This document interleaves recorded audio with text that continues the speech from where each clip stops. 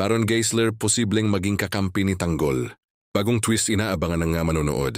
Nagiinit ang mga usapan online matapos mapansin ng netizens ang tila kakaibang direksyon ng kwento sa FPJ's Batang Quiapo. Marami ang nagtatanong, magiging kakampi na nga ba ni Tanggol ang karakter ni Baron Geisler? Sa dami ng nangyayari sa serye, hindi malayong magkaroon ng malaking pagbabago sa dynamics ng mga tauhan, lalo na kapag si Coco Martin ang nasa likod ng kamera. Sa mga nakaraang episodes, kapansin-pansin na hindi basta simpleng kontrabida si Baron, ang kanyang karakter ay biniyayaan ng lalim, emosyon at sariling laban, isang kombinasyon na madalas na uuwi sa character evolution. Dahil dito marami ang naghihinalang, posibleng magkaroon ng unexpected alliance sa pagitan nila ni Tanggol.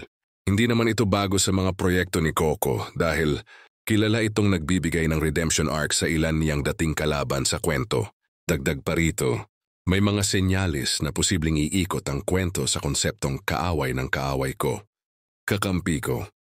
Sa dami ng mas malalaking banta sa mundo ni Tanggol, may posibilidad na mapilitang kumampi pansamantala si Baron